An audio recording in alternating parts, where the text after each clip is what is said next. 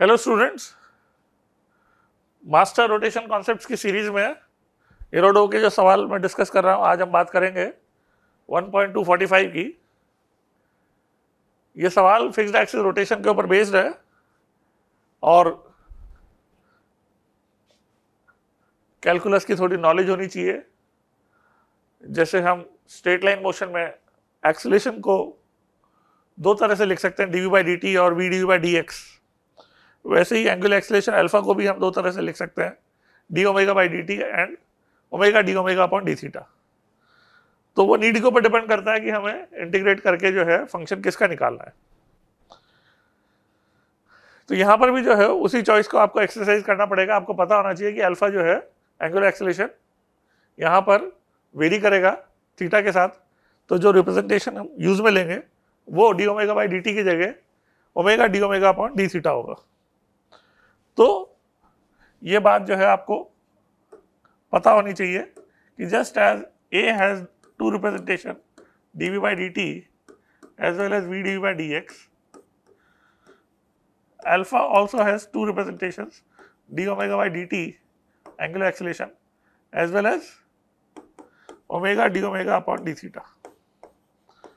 तो यदि हमें ओमेगा को थीटा का फंक्शन निकालना होता है तो इसका इस्तेमाल करते हैं, और ओमेगा यदि टाइम का फंक्शन निकालना होता है तो इसका इस्तेमाल करते हैं। तो यहाँ पर अरेंजमेंट हमें क्या दिया हुआ है वो आप देखो कि एक रॉड है जिसकी इनिशियल पोजीशन के परपेंडिकुलर जो है एक फोर्स F लगता है, और ये रॉड इस एंड ए के अबाउट रोटेट करना चालू करती है। मगर ये फोर्स की जो डायरेक्शन है रॉड के रोटेशन के बावजूद जो है वो सेम बनी हुई है। ये अज्यूम करके आपको इस रॉड का, जिसका मास m है, लेंथ l मान लेते हैं, का इनिशियल से कितना एंगल फाई पे जो ओमेगा हो जाएगा वो आपको निकालना है। To find angular velocity of the rod as a function of its rotation angle phi counted from the initial position। तो इस initial position से phi एंगल जब हो जाएगा तो इस रॉड का ओमेगा क्या होगा ये आपसे पूछा गया है। अब इसमें क्या होगा कि ये फोर्स F जो है का मैग्नीट्यूड कांस्टेंट है और डायरेक्शन भी फिक्स्ड है, मगर जब रोटेशन इस रॉड में कॉज होगा ए के अबाउट फिक्स्ड है ये, तो उसका टॉर्क जो है हम फोर्स के परपेंडिकुलर कंपोनेंट से मेजर करेंगे। तो फोर्स के दो कंपोनेंट में इसे रिजॉल्व करना पड़ेगा एंगल थीटा पे। जब किसी पोजीशन पे हम इसे सोचेंगे तो ये एंगल थीटा है तो ये थीटा होगा, ये भी थीटा हो जाएगा। तो एफ का जो कंपोनेंट परपेंडिकुलर होगा that will be F cos theta. F sine theta को हम इग्नोर कर देंगे और एफ कॉस थीटा से जो है एल को मल्टीप्लाई करेंगे तो हमें टॉर्क मिल जाएगा। और इस टॉर्क को हम रॉड के मोमेंट ऑफ इनर्शिया 1 के अबाउट ml स्क्वायर बाय 3 जो होता है इनटू अल्फा के बराबर बोल देंगे।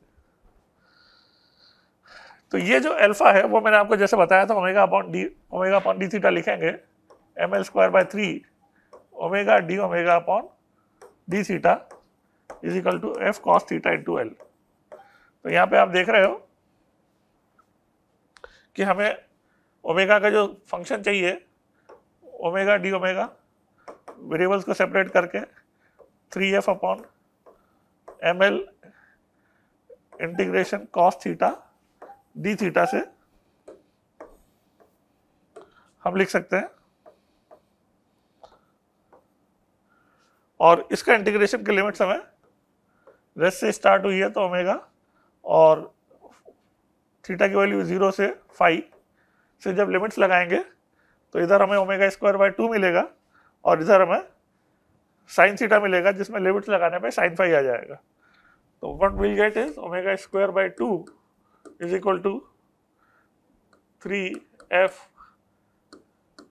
Sign phi upon ml। तो ओमेगा हो जाएगा under root 6f sine phi upon ml, जो कि हमें आंसर गिवन है। तो आप देख सकते हो कि इस सवाल में हमने किस चीज का ध्यान रखा है कि जो एंगुलर एक्सीलरेशन से हमें जब एंगुलर वेलोसिटी पूछी as a function of angle phi the rod is rotated, तो हमने रिप्रेजेंटेशन भी जो है d omega by D t alpha को लिखने के omega d omega upon d theta choose किया।